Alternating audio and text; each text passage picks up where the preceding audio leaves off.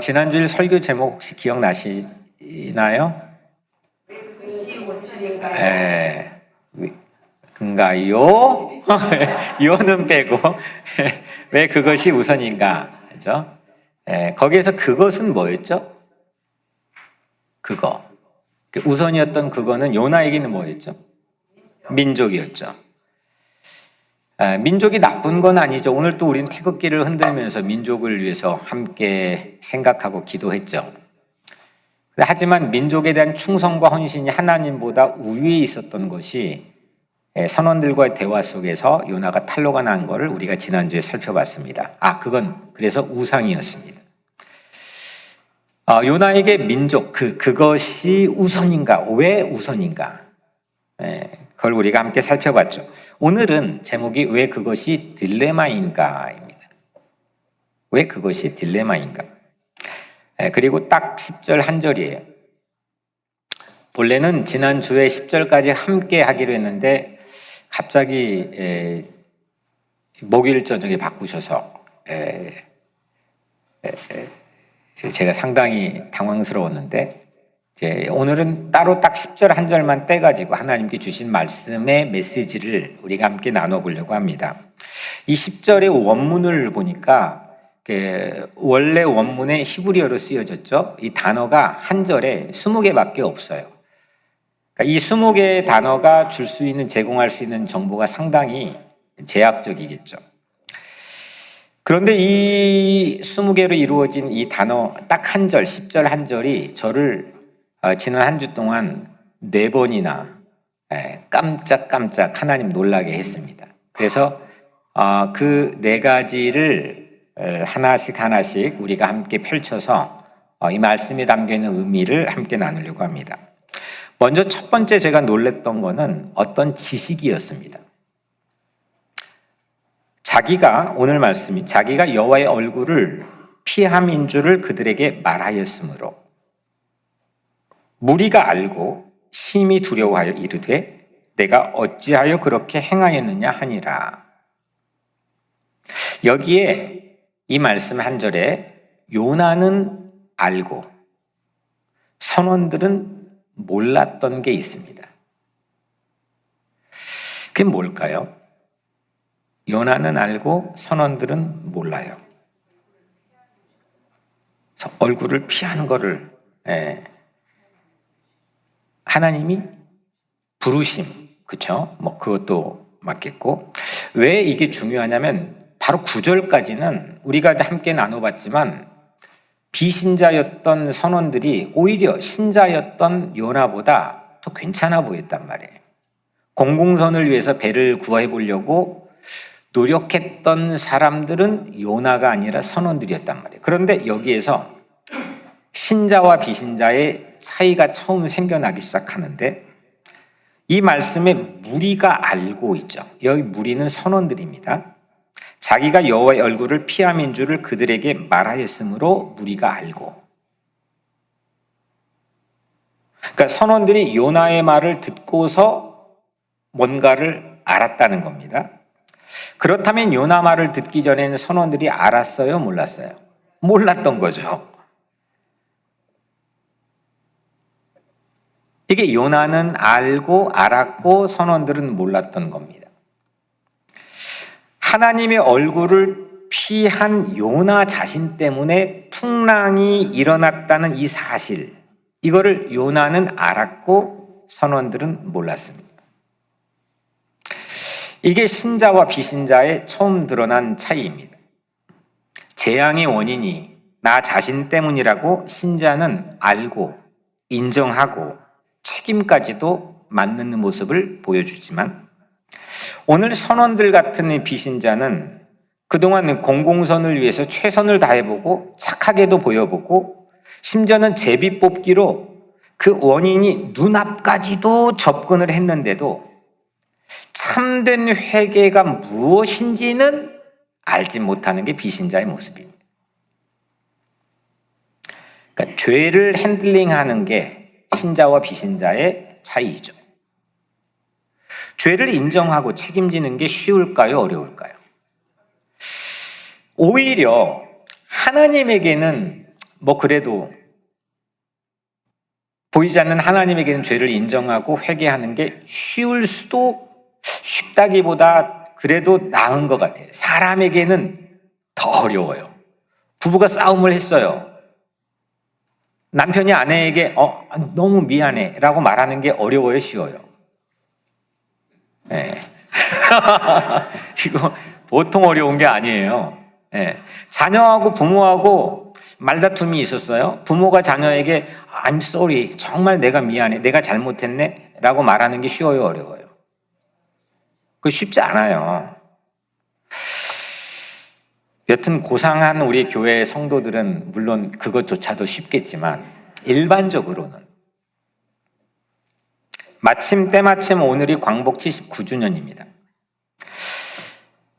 일본은 상상을 초월할 정도로 우리를 강점기에 유린했고 침탈했고 착취하고 어려움을 제공했습니다. 세월이 흘러도 일본은 그 사실을 교묘하게 비껴가면서 인정하지 않고 있죠. 물론 책임도 지지 않으려고 합니다. 20만 명, 동남아시아까지 20만 명의 위안부 소녀들이 끌려가서 유린당했는데 한국에는 현재 8명만 고령의 나이에 생존해 계십니다. 그 위안부 할머니의 유일한 소원은 가해자의 진정성 있는 사과입니다. 일본의 진정성 있는 사과입니다. 근데 일본은 절대 안 합니다. 일본의 사도광산에 강제 노동자로 끌려가서 숱하게 죽었던 한국 노동자들이 있었습니다. 2015년 군함도라는 영화가 나와서 저도 깜짝 놀랐는데 그렇게 지옥 같은 곳에 끌려가서 외딴 섬에 수없는 한국의 노동자들이 무고하게 죽었구나라는 사실을 처음 알았는데 그 군함도보다 더한 게 사도광산이라는 거. 그런데 최근 지난주였나요?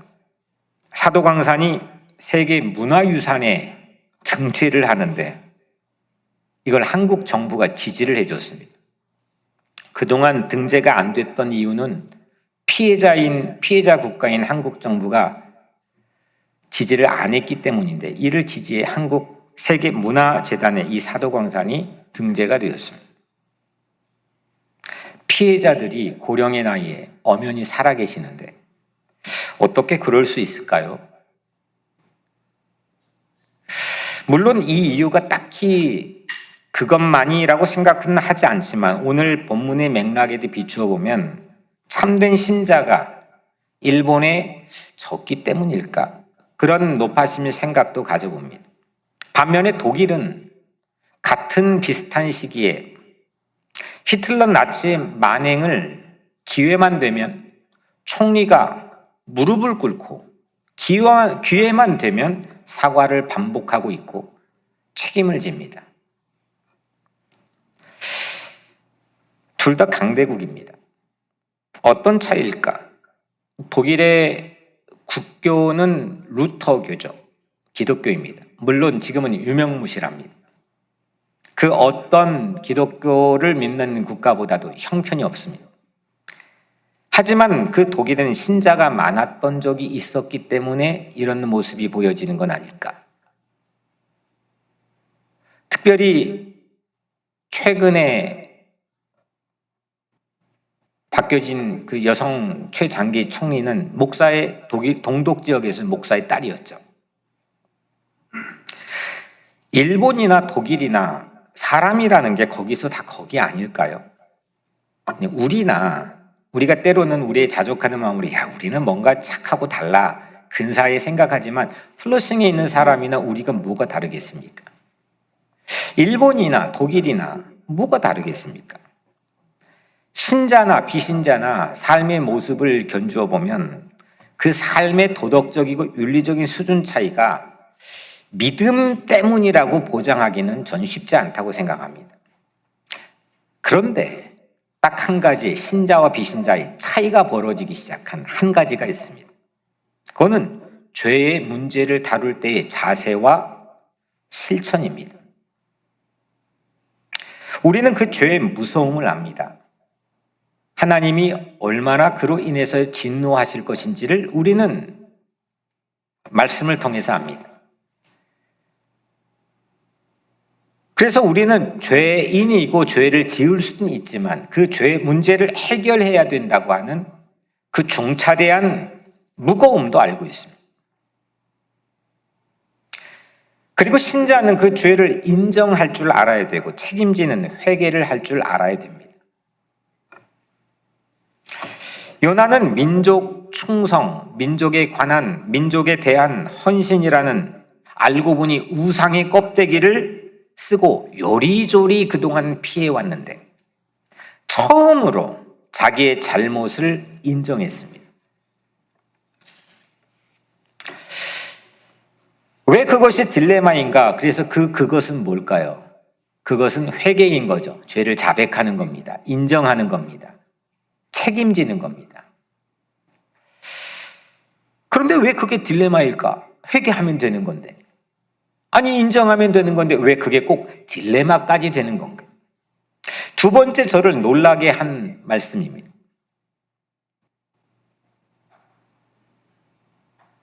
딜레마라는 게 뭐죠? 딜레마. 두 가지 사전적인 의미를 찾아보니까 두 가지 선택지가 있는데 어느 쪽을 선택해도 곤란한 상황. 이걸 딜레마라고 합니다. 양자택일의 상황에서 그 선택이 상당히 곤란한 것을 딜레마라고 하죠. 그렇다면 풍랑의 책임이 요나 자신에게 있다고 나 때문이야 라고 인정하는 것이 왜 딜레마일까?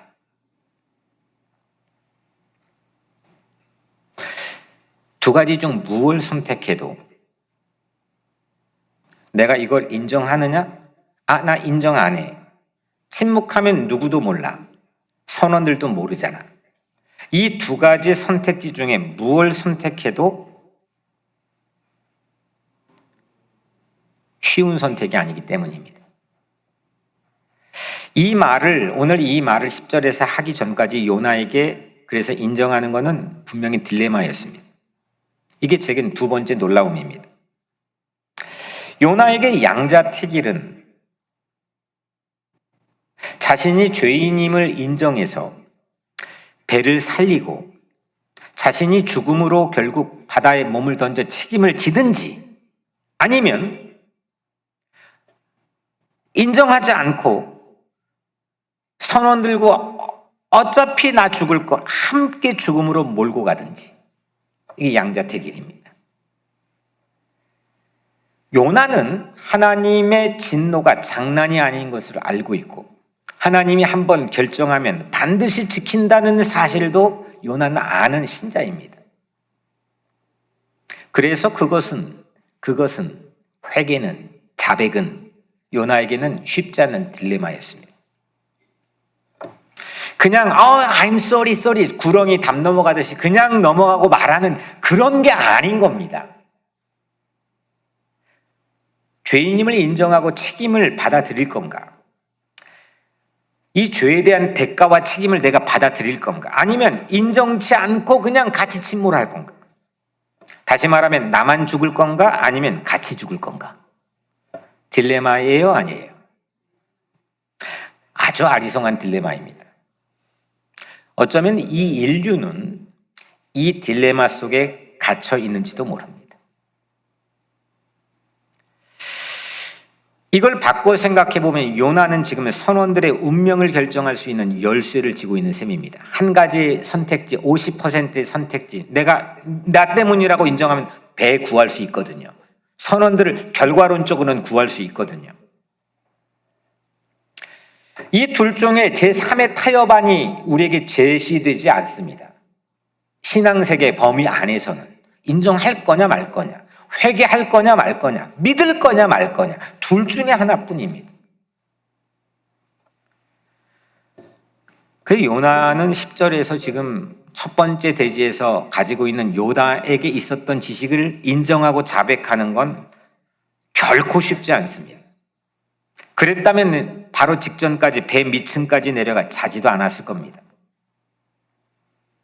그는 제비에 뽑힐 때까지는 절대 그걸 인정하지 않았습니다. 명색이 자기는 하나님의 선지자였습니다. 오늘로 치면 저 같은 목사입니다.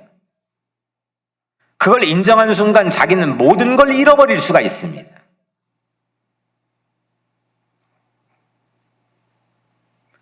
쉽지 않은 딜레마입니다.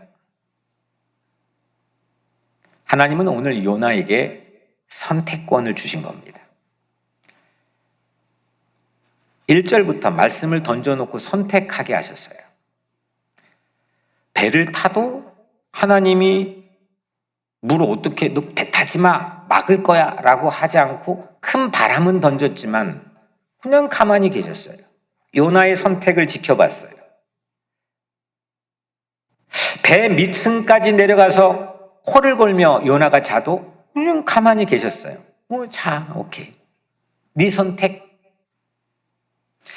요나를 마치 꼭두각시처럼 대하지 않았어요. 넌 내가 이 준 매뉴얼대로 그대로 해야 돼 라고 강요하거나 강압하지 않았어요. 자유의지의 선택권을 줬어요.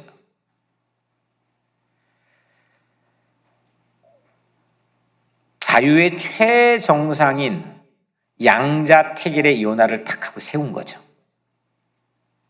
둘 중에 뭘 할래? 이제 요나가 선택할 일만 남은 것인데 10절에서 요나는 자기의 잘못을 인정하고 책임지는 것을 선택하죠. 하나님은 오늘 이 10절에서 요나를 딜레마 속에 가두신 거예요. 더 못 가요. 이제 더 피할 데가 없어요. 우리에게도 그럴 그 중요한 순간인 거죠.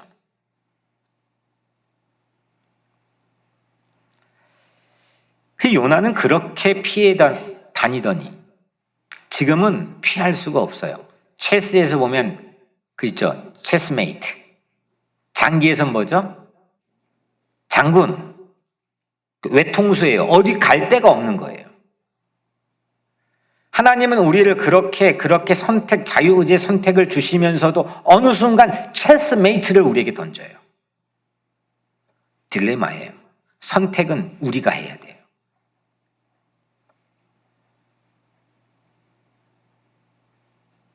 오늘 10절에서는 내가 나를 정죄해야 되는 그 상황에서 하나님의 부름을 받았어요. 근데 이 1절에서 하나님께서 말씀을 주셔서 너 니느웨로 가서 그 악독이, 그들의 악독이 내 눈앞에 상달되었다는 걸 빨리 가서 경고해라. 이건 사역에 대한 부르심입니다. 제 눈에는 1절의 사역의 부르심보다 훨씬 더 본질적이고 근원적인 부르심이 자기 정죄에 대한 부르심이라는 10절이라는 거죠. 무엇을 내가 하느냐라는 부름, 다 사람들은 거기에 관심을 갖거든요. 내가 뭘 할 거냐? 어디를 갈 거냐? 근데 진짜 하나님께서 우리에게 불러주시는 진정한 콜링은 내가 나를 정죄하는 거예요. 내가 하나님 앞에 죄인임을 인정하고 회개하는 거예요.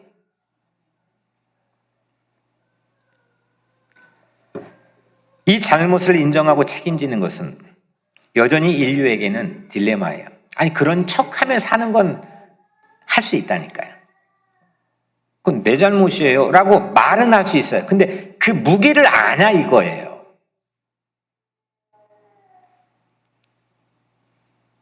그 딜레마의 선택에 따라 그런데 하나님이 움직이기 시작하세요. 우리가 자백하고 하나님께 우리의 죄를 인정하면 하나님께서는 우리에게 자비를 베풀어 주세요. 우리를 용서해 주세요. 요나 시대에는 없었지만 우리에게는 우리가 자백하고 회개하면 그것 때문에 예수 그리스도를 보내셔서 그 예수 그리스도가 우리 대신에 이 책임을 대신 져주시죠.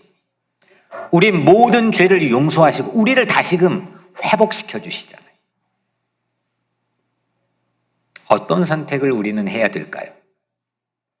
인정해서 자비로 갈 거냐?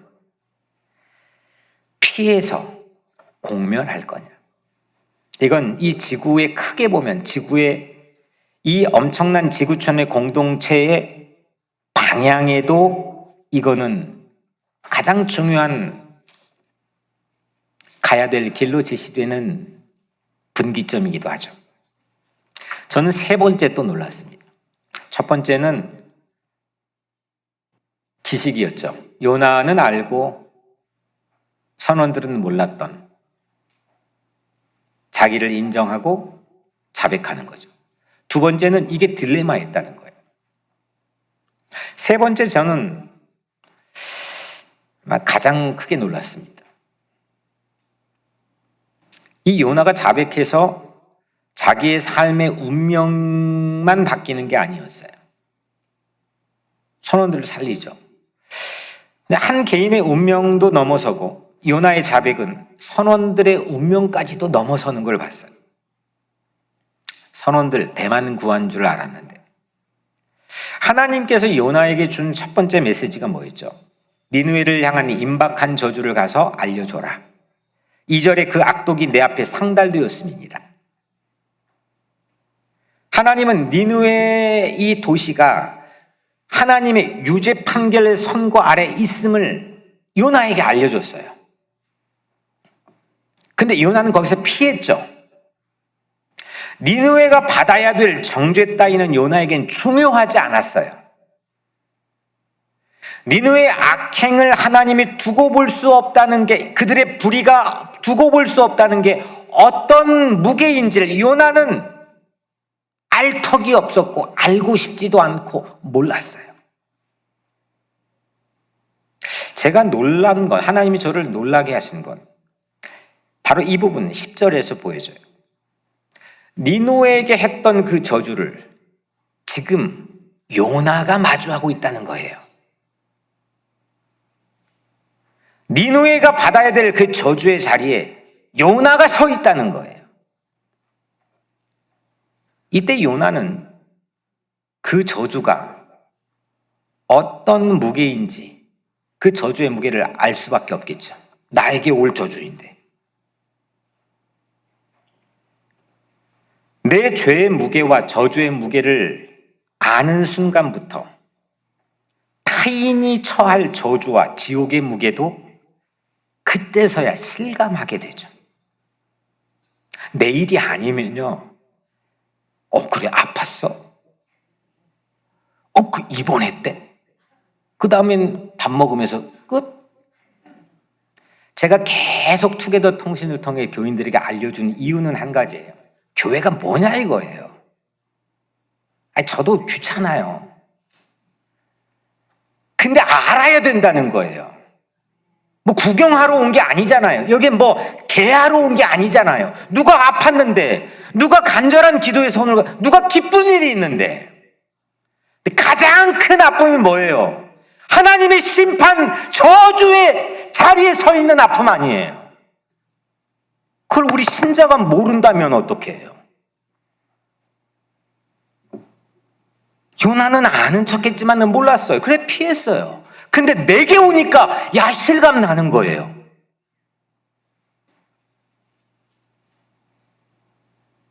하나님은 니느웨 운명까지 책임지는 이제 요나로 그 배 갑판 위에서 그런 요나의 품으로 자라게 하시는 거죠. 야야, 봐봐. 네가 당해보니까 어때? 니느웨에 당할 저주를 너에게 알려줬는데 너 피했지? 네가 그 자리에 서보니까 어때? 남들 다들 아우성일 때 너는 괜찮다고 그냥 뒷짐지고 있었지. 너에게 닥치니까 어때? 저는 이 본문을 그렇게 본 적이 없었습니다. 신자는 모름지기, 비신자의 운명을 책임지는 것, 그것이 전도의 본질이죠. 이것이 신자가 또 요나에게 주신 사명인 거고요. 에스겔 33장 6절에 보면 칼이 임함을 파수꾼이 보고도, 칼은 전쟁을 뜻하는 거예요. 칼이 임함을 성을 지키는 파수꾼이 보고도 나팔을 불지 아니하여 백성에게 경고하지 아니하였으므로 그 중에 한 사람이 그 임하는 칼에 제거당하면 그는 자기 죄악으로 말미암아 제거되려니와 그 죄는 내가 파수꾼에서 찾으리라. 이거 어떤 말씀입니까? 전쟁이 오는데 그 전쟁이 오는 순간 나팔을 성에서 불어야 될 파수꾼이 그 나팔을 불지 않아서 누군가 아군에서 한 명이 죽게 되면 그 죽은 사람은 그 자기의 죄에 대한 대가일 수 있겠지만 그 죽음에 대한 책임은 내가 파수꾼에게 묻겠다는 겁니다. 이건 이 에스겔뿐만 아니라 창세기부터 마지막 요한계시록까지 죄에 대한 책임 자체, 죽음에 대한 책임 자체를 끊임없이 고심하고 있는 하나님에 대한 한결같은 숨결입니다. 요나에게 준 딱 하나의 말씀은 뭐냐? 경고 나팔을 불라는 겁니다. 너만 살지 말고 진짜 네가 살았다는 증거는 네가 죽을 상황에 처할 수밖에 없는 상황을 염두에 죽어가는 자리에 있는 사람을 위한 경고 나팔을 불라는 겁니다. 내가 저주의 무게를 알기 시작할 때 우리는 저주에 처한 이들을 구하기 시작합니다. 남의 저주를 아파하기 시작할 때 그것이 역사를 움직이는 사람들의 꿈이 되었던 것입니다. 남이 받았던 박해와 저주를 아무 무게감 없이 받아들인 사람은 그런 꿈을 꾸지 못합니다. 민족을 위해서 충성했다고 자만했는데 결국 그건 요나의 우상이었을 뿐 그는 어떤 꿈도 꾸지 못하고 도망다니는 비겁한 자로 전락했습니다. 그 우상을 회개할 건가? 그 딜레마에서 회개하면 누군가 저주의 자리에 있는 이들을 구해낼 수 있는 사랑, 희망, 그런 신뢰, 믿음, 그런 꿈을 꾸게 된다는 겁니다. 마지막 하나님은 네 번째로 저를 놀래키셨습니다. 요나가 책임을 인정하는 순간 그건 이 풍랑은 나 때문이에요. 내가 하나님의 얼굴을 피했거든요. 라고 인정하는 순간 과거에 잃어버렸던 잊혀졌던 의미들이 다시 살아나는 현상이 일어났습니다. 그게 어떤 의미냐? 그동안 선원들이 이 선박을 구하려고 뭘 했죠? 배를 가볍게 하려고 배 안에 있는 짐들을 바다에 던졌습니다. 그들이 갖고 있는 항해 지식과 기술들을 사용했습니다. 노력했습니다. 공공선을 위해 이 배를 선박을 살리려고 최선을 다했습니다. 결과는 어땠습니까? 풍랑이 조금 잦아들었고 배는 괜찮았습니까? 똑같았습니다. 그들의 수고는 헛수고에 불과한 걸로 판정되었습니다. 배를 가볍게 하려고 이 짐들을 바다에 던지는 노하우들이 물거품 되는 허사였는데 요나가 자기의 잘못을 인정하는 순간부터 그게 의미를 회복하는 게 보여졌습니다. 왜냐? 선원들의 그 항해 기술의 노력은 헛수고가 아니라 지나고 보니 아주 결정적인 요나를 향한 시간 벌기였습니다. 요나가 지금 자기가 그거 나 때문이야 라고 인정하는 말을 하기까지의 시간을 그들이 벌어줬을 수도 있다는 겁니다. 만약 배의 짐을 바다에 버리지 않았다면, 그래서 일찍 배가 난파됐더라면 요나의 자백은 기회조차도 제공되지 못했을 겁니다. 그래서 선원들의 이 행위조차, 비신자들의 행위조차 쓸모없지 않았습니다.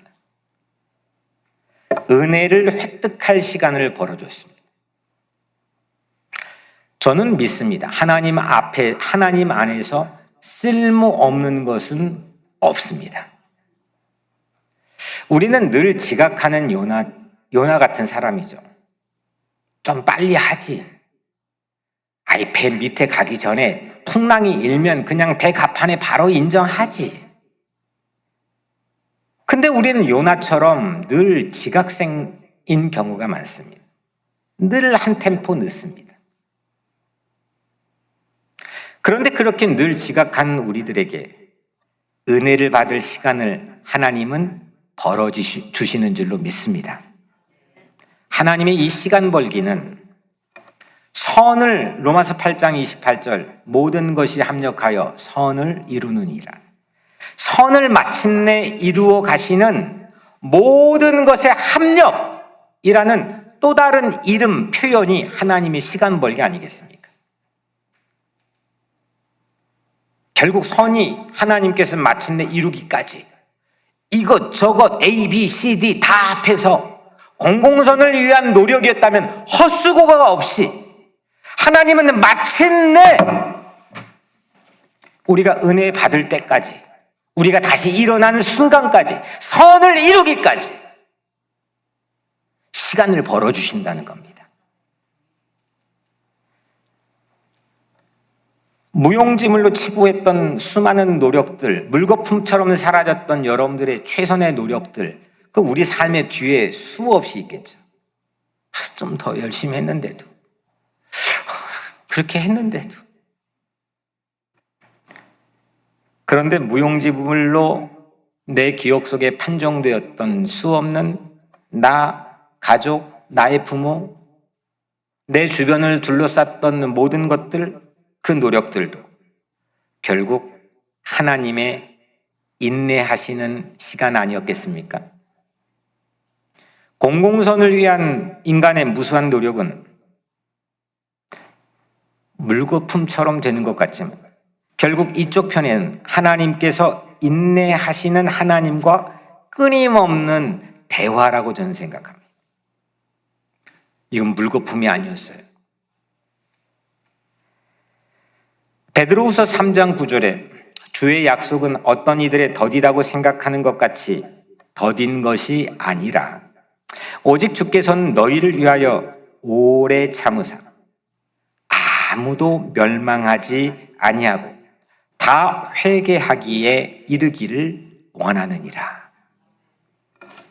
하나님이 오래 참으시는 한 가지 이유는 누구도 망하지 않고 다 회개하기를 원하신다는 겁니다.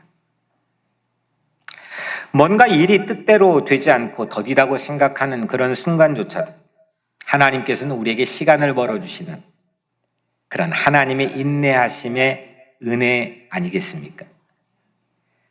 이런 시각으로 우리 각자의 일어나는 삶의 내면, 삶의 상황들을 들여다본다면 이건 전혀 다른 방면으로 해석이 되는 건데 그 해석을 믿음이라고 성경은 이야기합니다.